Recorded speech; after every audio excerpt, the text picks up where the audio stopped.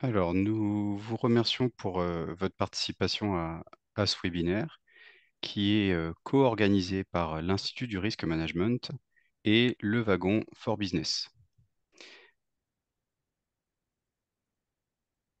Si Antoine, tu veux bien passer à la slide juste après, voilà. Euh, L'idée, alors de mon côté, je suis André Grondin, je co-dirige la partie scientifique des formations en data proposées par l'Institut du Risque Management. Et en partenariat avec le Wagon qui est représenté aujourd'hui par Ambre, bonjour Ambre. Nous avons repensé au fait le parcours de formation de data science pour l'assurance, notamment pour répondre aux enjeux du secteur autour de la data science et des nouvelles technologies. Et aujourd'hui, nous sommes ravis et nous souhaitons donner la parole à Antoine. Bonjour à tous, enchanté d'être là. Euh, je vais me présenter rapidement, donc Antoine Lee. Je suis intervenant dans la formation Data Science pour un DSA pour la Curia, si je ne me trompe pas. Désolé si je me suis trompé dans l'acronyme. Et j'interviens du coup pour partager mon expérience sur différents sujets. Et aujourd'hui, j'essaierai de donner un petit aperçu des notions qui sont enseignées dans cette formation, notamment au travers de la notion d'APIisation des modèles. Et effectivement, Antoine est un de nos intervenants fidèles au sein de la formation et l'Institut du Risk Management remercie encore Antoine pour son application au sein des formations depuis maintenant plusieurs années, presque une décennie. Alors au niveau de l'agenda, nous vous expliquerons dans un premier temps pourquoi le wagon for Business et l'Institut du Risk Management se sont rapprochés. Et ensuite, je donnerai la parole à Antoine sur les enjeux de l'application en 2024, plus particulièrement sur les Journey Challenge et puis aussi le, le couple intelligence artificielle et API cette année et dans les années à venir. Puis après, on vous présentera les modalités d'inscription si vous voulez faire partie de la prochaine cohorte du nouveau parcours de formation DSA 2024. Et après, on vous laissera la parole si vous avez des questions à poser à Antoine ou à l'équipe pédagogique de cette nouvelle formation. Alors pourquoi l'IRM et le wagon? Alors le rapprochement, en vrai, a été assez naturel. Euh, Pourquoi? Parce qu'au fait, d'une part, l'Institut du Risk Management avec son expertise assurance et d'autre part, le wagon for Business avec son expertise data. Au final, avec nos expériences respectives sur la dernière décennie, euh, on sait qu'on a l'habitude au fait de permettre aux différents apprenants de prioriser les efforts d'apprentissage, et ce pour les applications concrètes à mettre en œuvre pour le secteur de l'assurance, pour les différents métiers de l'assurance et plus particulièrement de l'actuariat. Ce qui fait au fait aujourd'hui de DSA la seule, l'unique formation sur le marché qui forme les experts de la data science en assurance. Et à travers ce programme unique, au fait, on vise deux certifications et on propose un parcours qui va être sur 9 mois, plus de 250 heures de formation. Et l'objectif sera pour vous soit de devenir actuaire data scientist, soit de devenir MLOps. Et ce, dans la configuration la plus optimale. Comme on vous l'a dit, au fait, on croise les meilleures expériences, d'une part, de Le Wagon et d'autre part de l'Institut de Risk Management. Et on vous proposera pour ces 250 heures plus de 80% de pratique. C'est une matière qui nécessite au fait de pratiquer, de débugger, de se poser les bonnes questions. Et ce, eh bien, en vous permettant aussi d'avoir accès aux meilleurs des académiciens et des professionnels, surtout avec un double encadrement qu'on a vu au fait, qu'on a éprouvé, qu'on sait que par le passé, cet double encadrement est nécessaire sur une cohorte d'une quinzaine d'élèves. En parallèle de cet encadrement et de cet aspect beaucoup orienté sur la pratique, on met en place un mentoring qui va être à la fois collectif et à la fois individuel. Tout au long de la formation, où vous aurez des tuteurs attitrés, soit par module ou soit pour votre projet de fin de formation que vous devrez présenter et soutenir. La nouveauté aussi, c'est qu'on est en train de monter une bibliothèque euh, qui, où on capitalise sur nos exercices passés, mais avec aussi nos nouveaux intervenants de 2024 pour vous donner accès à des cas d'usage en e-learning pour l'assurance. Et comme je le disais à l'instant, dans le corps professoral, c'est à la fois des académiciens et c'est à la fois des professionnels. Et naturellement, en fait, comme Antoine, qui va venir vous illustrer au fait aujourd'hui le sujet de l'application, les concepts et la déclinaison dans le processus assurantiel, eh bien, notre force, elle est là, c'est de répondre aux enjeux d'aujourd'hui en termes de formation pour vous permettre d'avoir de nouvelles compétences en ayant accès directement aux experts du marché. Et donc, je laisse maintenant à la place à Antoine pour dérouler le sujet de l'application qui sera un des modules de la formation 2024. Merci beaucoup, André. Euh, allons-y, du coup, hein. Les enjeux de la paysation. Je vous préviens par avance, ma partie, du coup, les supports sont en anglais. Ça fait un peu aussi partie du cadre. Euh, la data science, on va dire, c'est quand même effectivement un monde où on va parler beaucoup anglais. On va utiliser beaucoup d'anglicisme, mais au moins, ça vous mettra un petit peu dans le bain. Donc, n'hésitez pas si jamais il y a des termes néanmoins que vous souhaitez que je traduise pour m'assurer que vous ayez bien compris. Euh, mais voilà, normalement, ça devrait aller. Il n'y a pas non plus de termes trop compliqués. Euh, moi, ça fait un peu plus de 10 ans, du coup, je travaille dans le secteur assurantiel et pendant ces 10 années, en fait, j'ai vraiment, depuis le départ, j'applique et j'essaie en tout cas euh, de comprendre comment on peut apporter de l'innovation grâce au machine learning en assurance. Donc, cette double spécificité, data science et assurance, quelque chose en tout cas, vraiment, j'essaie de mettre en application depuis une dizaine d'années. Donc, du coup, c'est important déjà de comprendre un petit peu l'état de l'industrie. Et là, je vais essayer un petit peu de vous partager un petit peu non seulement une vision qui n'est pas forcément propre au marché français, mais vraiment qui est propre au secteur industriel avec une vision un peu internationale. Euh, alors pourquoi on parle de plus en plus de ces sujets? Pourquoi on va parler de modèles et du coup un peu de digital et donc de techniques qui viennent en fait du monde plutôt de l'informatique connectées aux modèles? Déjà, c'est simplement parce que l'industrie, même si l'assurance est une industrie qui est étiquetée comme une industrie un peu vieillotte, un petit peu longue à se mettre à jour, néanmoins, quand même, ça se modernise et la notion de digitalisation, elle est bien présente. Donc, cette notion de conversion en fait d'information, on passe d'un monde plutôt historiquement d'interaction très papier à quelque chose de plus en plus digital.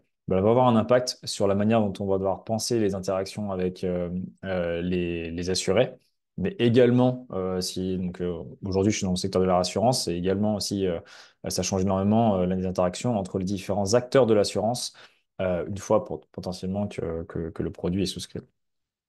Euh, Dans tout ce contexte, il y a aussi, du coup, comme c'est une industrie qui est très ancienne, on va forcément parler aussi de notion de ce qu'on appelle de legacy, c'est-à-dire qu'en fait, pour moderniser les choses, on ne peut pas le faire simplement d'un point de vue, on oublie le passé et on fait quelque chose de nouveau. C'est ce qu'on tentait de faire les InsurTech.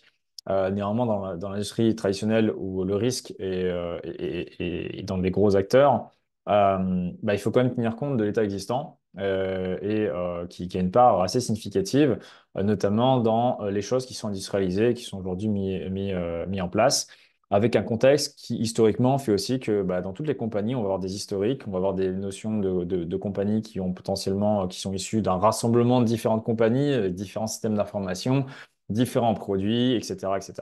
Donc toute cette complexité en fait qui vient d'une évolution assez historique du marché. C'est quelque chose qu'il faut bien intégrer parce qu'en fait, la technologie et les modèles vont être que des outils qui vont nous permettre en fait de continuer à faire évoluer les compagnies. Et on ne va pas pouvoir les ignorer non plus. Donc c'est très important en fait quand on va parler d'application des modèles on va dire dans la vraie vie, hein, si je puis dire. Il va falloir bien comprendre ce contexte pour comprendre aussi quels sont les points d'attention pour faire en sorte qu'on apporte réellement de la valeur. D'accord. Et cette valeur aujourd'hui, forcément, j'imagine que si vous êtes ici, c'est que vous êtes intéressé pour comprendre, mais concrètement, qu'est-ce qu'on peut faire?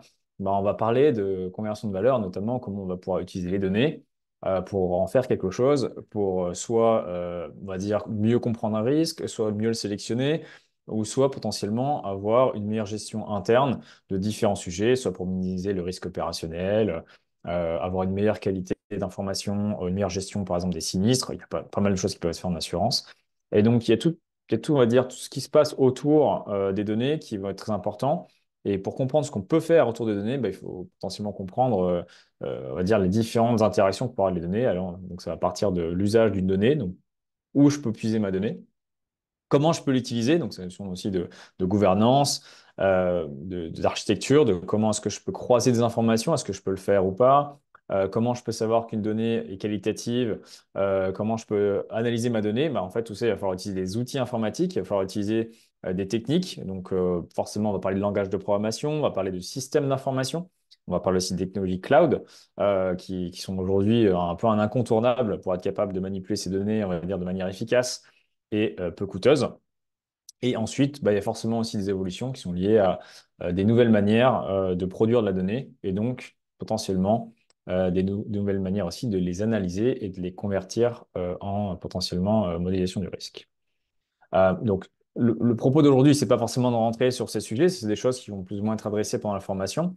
On peut penser par exemple aux données des voitures connectées, on peut penser au traitement des images, au traitement du son, des choses qui vont pouvoir apporter de la valeur avec des nouveaux services ou mieux comprendre certaines choses. Les images, c'est quelque chose qui peut parler potentiellement. Lorsqu'on a l'analyse des images satellites, on peut capturer pas mal de choses avec une image satellite. On peut capturer par exemple l'érosion des sols, la topologie. On peut capturer aussi l'exposition de certaines villes à certains types de sinistres. Donc, c'est une nouvelle façon de voir les choses. Là où traditionnellement en assurance, on va plutôt faire des zonis avec des points en observant des sinistres statistiques. Là, on va plutôt essayer de mieux comprendre on va dire, se rapprocher de la cause. Même si on capture des corrélations, bah, c'est des choses qu'on va pouvoir faire avec les données. Mais pour faire ça, bah, faut être capable de les manipuler. D'accord? Donc, euh, quand on dit tout ça, du coup, pourquoi j'en parle en termes d'introduction, c'est que bah, il y a un point de départ.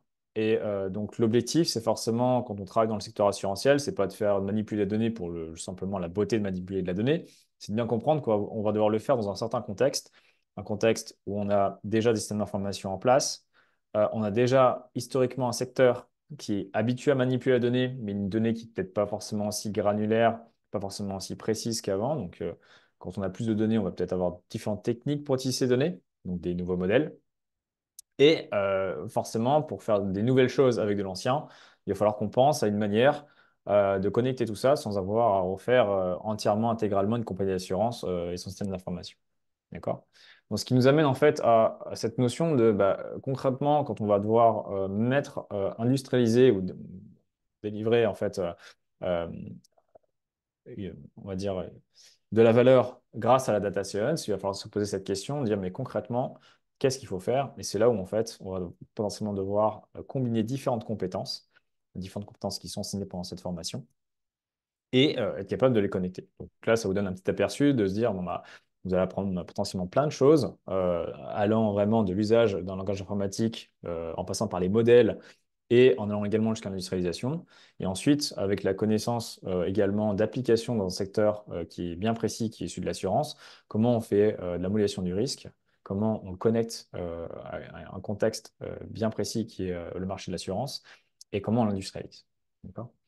Donc, pour faire ça, comme je disais, bah forcément, la partie la plus simple quand on parle de modélisation d'intelligence artificielle ou de data science globalement parlant, mais je vais utiliser le mot AI parce que c'est celui qui est utilisé aujourd'hui, mais bon, on peut discuter ce terme éventuellement pour être plus précis, mais pour aujourd'hui, je parlerai d'AI. Globalement, déjà pour le mettre en application, bah, il va falloir un petit peu coder parce que c'est la manière la plus, on va dire, la plus directe aujourd'hui pour interagir avec la machine et faire en sorte qu'on puisse implémenter la logique d'une modélisation bien précise.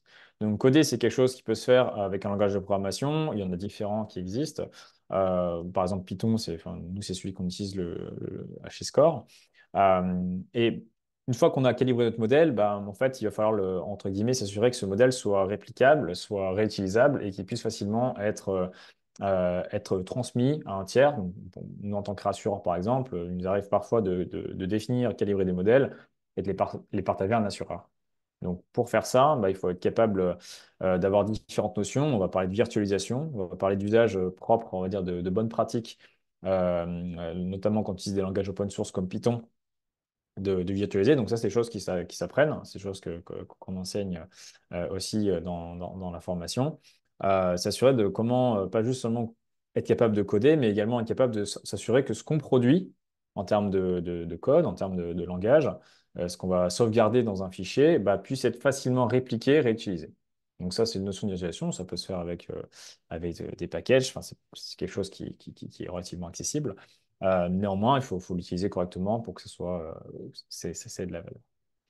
Euh, Une fois que ça c'est packagé, on va dire, bah, il faut le déployer. Et c'est là où on va rentrer dans cette notion d'industrialisation. C'est cette notion de se dire, bah, c'est bien, j'ai un modèle qui tourne sur mon ordinateur, en local, j'arrive à produire des résultats. J'ai même réussi, si on parle de virtualisation, c'est bah, je change d'ordinateur, j'arrive à reproduire ce que j'ai fait sur mon ordinateur précédent. Maintenant, est-ce que j'arrive également à le déployer sur un système d'information qui est celui de l'entreprise ou qui est celui, on va dire, sur un serveur? Je vous ai parlé du cloud dans l'introduction. Ben, en fait, on peut pas, le cloud, c'est ni plus ni moins que des serveurs qui sont délégués à une entreprise tiers. Comment est-ce qu'on fait pour que ce service, ce modèle, puisse être accessible à potentiellement on va dire, à tout le monde ou à d'autres systèmes d'information? Donc, cette notion de déploiement, c'est là où il va falloir un petit peu rentrer dans les compétences un petit peu plus technologiques, un petit peu plus techniques, mais qui néanmoins vont faire la différence entre un data scientist qui sait simplement coder et un data scientist qui sait aller jusqu'à vraiment apporter de la valeur, industrialiser son travail. D'accord? Donc, c'est ce que ce que je vais vous expliquer ici aujourd'hui. Et puis, en fait, on pourrait aller un cran plus loin. C'est une fois qu'on a fait cet exercice, eh ben, on ne s'arrête pas là en général. Il faut s'assurer que ce qu'on a mis en application, ben, on s'assure qu'on puisse correctement le suivre. Il ne faut pas voir ça comme quelque chose de linéaire, mais plutôt comme quelque chose de cyclique. Lorsqu'on fait un modèle, en fait, on ne s'arrête pas à une première version en général. On va essayer de collecter différents retours, différents feedbacks. On parle de machine learning, c'est pas pour rien. C'est que pour mettre en place la notion d'apprentissage, en général, on va souhaiter avoir au moins un mécanisme de collecte de retours, enfin, un retour d'expérience, un collecte de feedback, on pense souvent de feedback.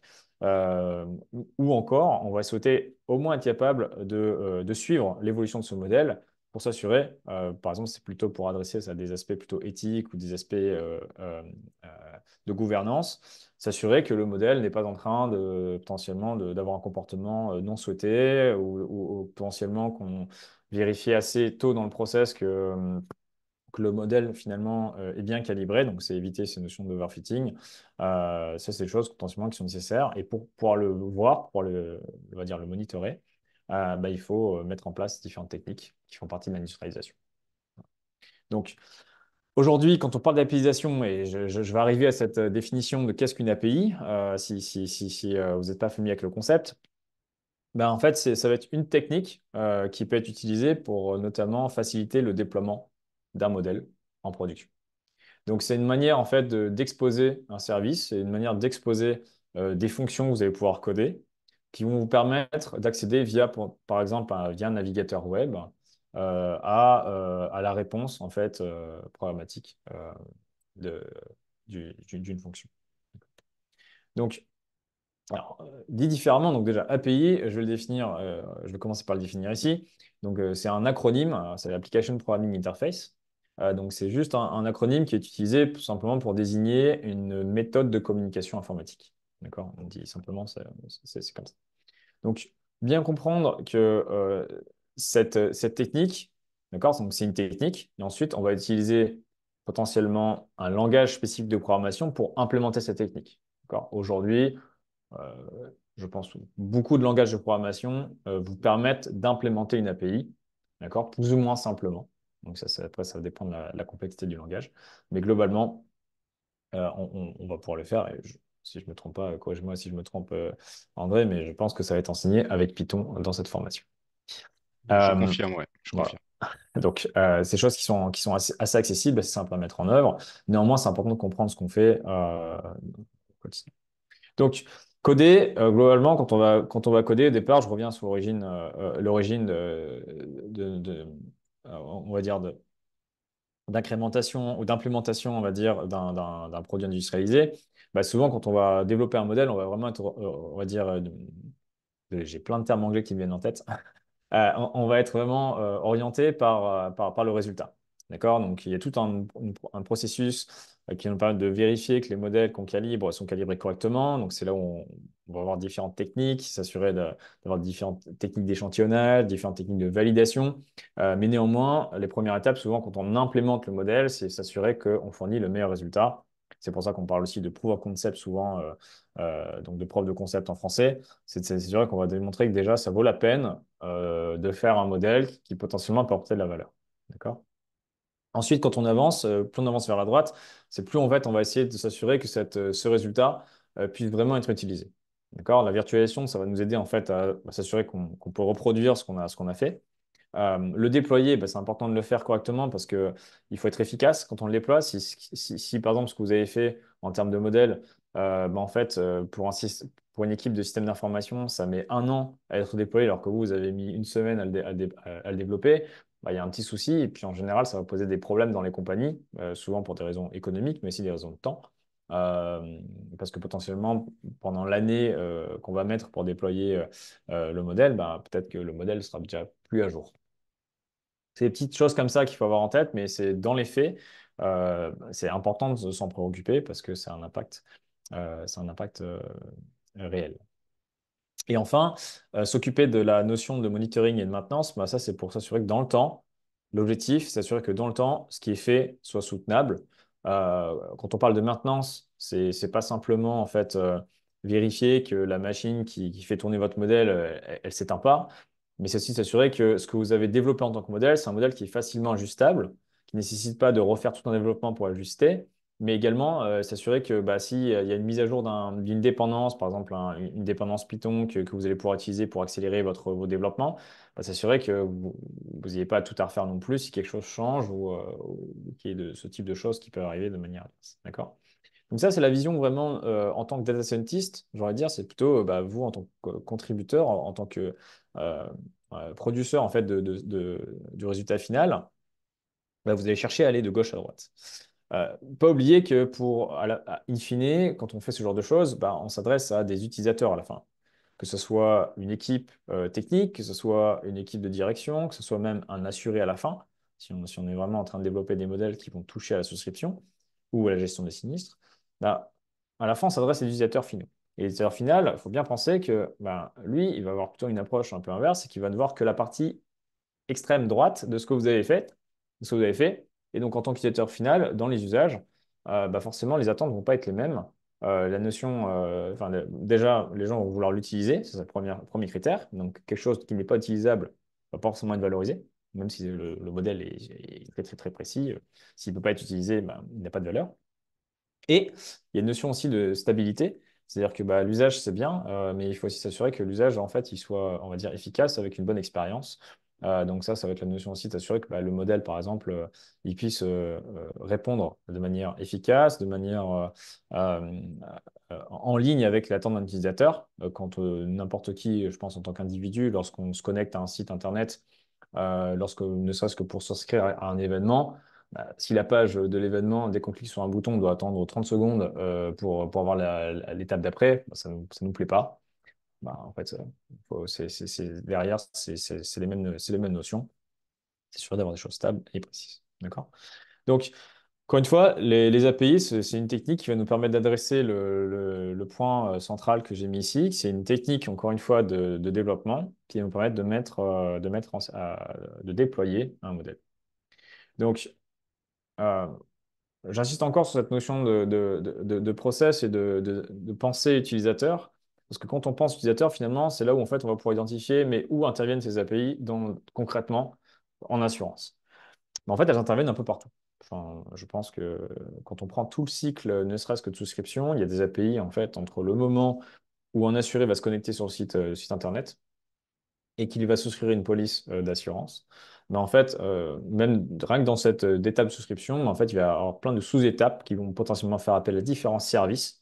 Et la plupart du temps, ces services sont exposés sous forme d'API. Ça, c'est aujourd'hui les techniques qui sont utilisées. Donc, lorsque vous voyez mon schéma ici qui est illustré ici, si on va de 1 à 7, en fait, bah, des API, vous allez en avoir à l'étape 2, potentiellement à l'étape 3, et puis entre l'étape 3 et 6, on va avoir plein de systèmes qui vont communiquer entre eux. L'API, c'est une manière de communiquer d'un système à l'autre, tout en contrôlant le type de communication qui vont pouvoir être exercés. D'accord? Donc, je vais vous donner un exemple plus concret. Donc, en regardant principalement, imaginons que bah, on se connecte sur un portail. Vous faites une demande, un devis, par exemple, pour souscrire à une police d'assurance auto. Vous allez remplir des informations, vous allez donner votre nom, votre prénom, votre âge, vous allez donner votre ancienneté de permis, par exemple, le type de véhicule que vous conduisez. Et ensuite, vous attendez un prix, la prime que vous allez payer pour l'année. D'accord? Donc, imaginons que maintenant, donc, dans le cadre de la formation, bah, vous dites, bah, euh, En fait, aujourd'hui, on sait faire des modèles un peu performants qui permettent d'avoir des tarifs, en tout cas de l'estimation de risque de manière un peu plus précise. On va se dire, bah, pourquoi pas utiliser un nouveau modèle pour faire ce prix. D'accord? Donc, vous avez du coup, vous allez prendre votre code Python, vous allez calibrer le modèle, vous allez le calibrer. Donc, je vais schématiser ici très simplement par une méthode qui peut être rappelée en fait lorsque vous écrivez votre modèle. Et globalement, une fois que vous êtes satisfait de votre travail, donc là, j'ai occulté de cette partie, bah, vous allez sauvegarder le modèle final. Donc le modèle qui est entraîné, c'est un modèle du coup qui va devenir un petit peu déterministe quelque part. C'est-à-dire qu'il est entraîné sur des données et du coup, vous lui avez appris à observer en fonction d'une description d'un individu. Ce modèle va vous retourner en sortie potentiellement un tarif. D'accord? Ou en tout cas un score de risque. Donc ça, c'est la partie coding, on va dire, c'est la partie naïve de la data science, c'est se dire, bah, j'ai fait un exemple, je sais que mon modèle est performant, super, j'ai le meilleur modèle du monde, mais what else? D'accord? Quand on s'adresse à potentiellement une direction ou qu'on s'adresse dans une compagnie, on cherche vraiment à faire les choses pour qu'elles soient utilisées in fine. Et donc, l'API, c'est une manière de s'assurer que bah, ce modèle, déjà, puisse être disponible d'un point de vue système d'information. C'est-à-dire qu'il puisse communiquer avec d'autres systèmes, avec d'autres machines, sans avoir forcément à refaire les systèmes d'information qui sont autour, parce que c'est tellement une technique courante que communiquer, appeler une API, c'est comme si on se connectait à un site web. C'est vraiment ça. C'est vraiment depuis n'importe quel système. C'est comme si vous appelez une adresse Internet et en appelant cette adresse Internet, bah, plutôt que de voir une belle page web, vous allez recevoir une information chiffrée, donc une information avec des données et ces données vont pouvoir être interprétées. D'accord? Donc avec Python, bah, là vous avez ici un exemple de code qui est du pseudo-code mais qui n'est pas trop loin de la réalité. Mais en fait, vous allez pouvoir définir, donc vous voyez, c'est assez explicite, vous allez définir en fait qu'est-ce que ça fait lorsque je me connecte au site web et que j'ai l'adresse slash predict. C'est ce que ça dit, cette instruction. Et en fait, bah, on va voir que cette route, quand elle est appelée, c'est une route d'API, bah, ça va déclencher l'exécution d'une fonction Python qui s'appelle predict. Et dans cette fonction predict, on va faire appel au modèle qu'on aura calibré et on retournera le résultat qui fera la prédiction grâce aux données qu'on aura communiquées au système d'information. Donc, lorsqu'on dit ça, ça paraît super simple et rapide. Bon, dans les faits, pour arriver à ce niveau de démonstrateur, c'est très simple et très rapide, effectivement. Il y a quelques petites choses quand même ensuite qui peuvent être ajoutées. Forcément, quand on dit ça, bah, il faut s'assurer qu'ensuite, ce soit fait de manière sécurisée, qu'on puisse le faire aussi de manière, j'ai pas mentionné ça, mais de la manière scalable. C'est-à-dire, qu'est-ce qui se passe quand j'ai 1000 individus qui appellent en même temps la même fonction? Est-ce que mon système est toujours capable de répondre ou est-ce que d'un seul coup, il y a trop de charges, j'ai plus de mémoire RAM, j'ai plus de CPU. Ça, c'est des questions effectivement qui sont importantes. Et donc, développer une API, c'est se préoccuper également de ces points d'attention. Voilà. Donc, c'était un petit peu un teasing de ce qui est enseigné. Donc, je vous l'ai fait très rapidement, mais globalement, donc, ça vous donne un peu une idée de ce qui est enseigné dans cette formation. Allant de bah, comment on va pouvoir développer un modèle Python, comment on va pouvoir également euh, apaiser ce modèle. Donc, il existe des frameworks hein.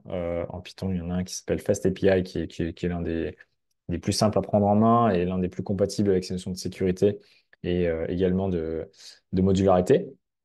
Et ensuite, ben, on va aller jusqu'à comment l'exposer en touchant un petit peu du doigt les notions d'utiliser Docker et comment on arrive à le packager.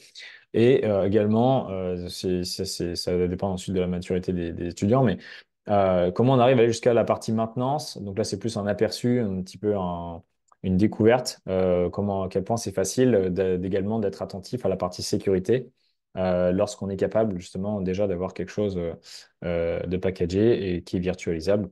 En général, on peut facilement aujourd'hui utiliser des outils open source à disposition pour également regarder l'aspect sécurité, comprendre qu'est-ce qu'on peut améliorer facilement et qu'est-ce qu'on peut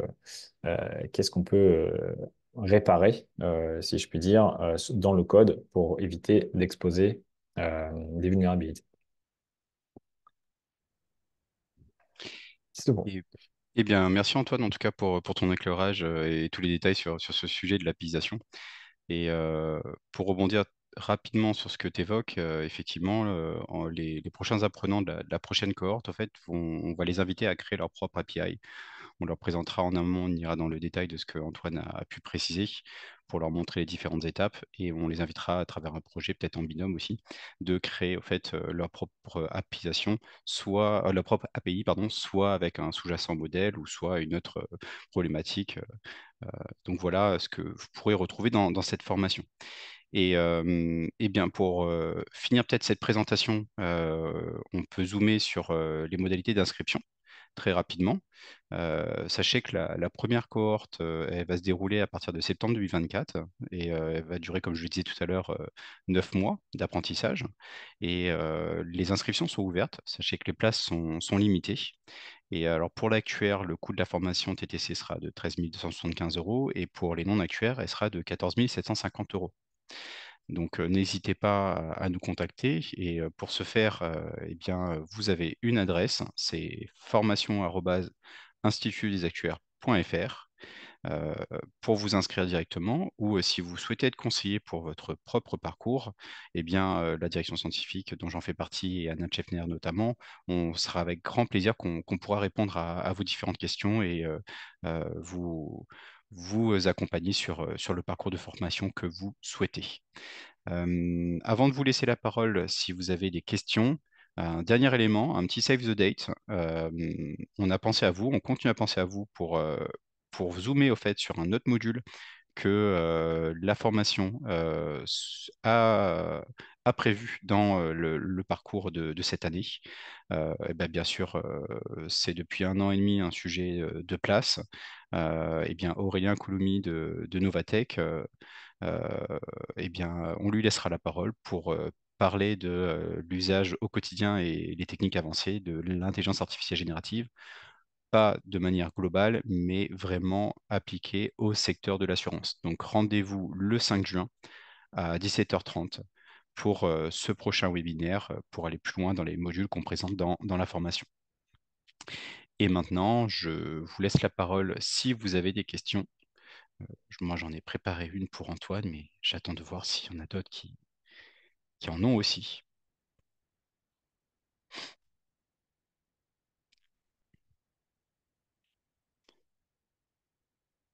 Allez, je pose ma question à Antoine. Avec tous ces sujets d'apisation, Antoine, euh, quelle est la place pour toi de la cybersécurité dans tout ça? La cybersécurité au service des API ou l'impact des risques cyber sur les API? Bon, c'est un vaste sujet, on ne pourra pas y répondre dans sa globalité, Mm. mais je sais que tu as ton point de vue sur le sujet et peut-être aussi au sein de la score. Je te laisse Mm. la parole. Alors, je dirais plutôt que c'est au service de la paysation. C'est des choses qui se font conjointement. C'est sûr que quand on est des scientists, en général, les aspects sécurité, c'est pas des choses qu'on maîtrise. Quand on touche aux notions d'API, c'est des choses qu'on ne peut pas ignorer. Mhm, Ça, c'est certain. Et c'est des choses qui s'apprennent. Donc, c'est pour ça que les frameworks, en fait, là, j'ai parlé de Fast API, par exemple, comme framework Python. Bah, c'est des frameworks, en fait, qui permettent de minimiser certains risques aussi, par la manière dont ils sont structurés. Euh, ça fait partie de l'éducation également, de comprendre, faut pas forcément vouloir devenir un cyber-expert, mais de comprendre où sont les potentielles failles. Lorsqu'on fait une API, ça me permet de vraiment comprendre aussi à quoi on s'expose. Néanmoins, ouais, la cybersécurité, c'est clairement, on va dire, au service, enfin, c'est complémentaire et c'est vraiment, nous, on le fait conjointement avec la cybersécurité pour s'assurer qu'en fait, lorsqu'on développe une API, ce soit fait correctement. Aujourd'hui, il y a de plus en plus d'outils qui facilitent le travail pour justement éduquer et faciliter. Je parlais par exemple d'automatisation euh, de scanning, par exemple. Bah, c'est des choses aujourd'hui il y a beaucoup de choses qui existent mhm. aujourd'hui grâce à la GenAI aussi qui permettent de dire ah bah là il y a une vulnérabilité. Je vais expliquer pourquoi il y a une vulnérabilité et je vais expliquer Comment comment je la on répare corrige? comment on la corrige.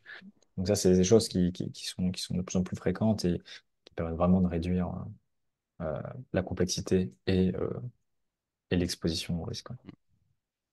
Ok, merci en tout cas Antoine pour pour ton avis sur ce sujet. Et tu parlais d'éduquer. Et effectivement, nous, comme c'est une matière qui est assez vaste, à minima, en plus de construire l'API, on acculturera les apprenants sur ces aspects de cybersécurité autour de la construction de leur première API. Eh bien, merci à tous. Encore merci à Antoine, à Le Wagon aussi pour ce partenariat et merci à vous aussi de vous être connectés pour suivre ce webinaire. Et merci également à l'IRM et plus particulièrement à Stéphanie pour l'organisation de ces webinaires pour le compte de la formation Data Science pour l'assurance 2024. N'hésitez pas à nous contacter encore une fois à formation@institutdesactuaires.fr, Institut du risque management, pardon, .fr, si vous avez une quelconque question sur ce parcours de formation. Merci à tous.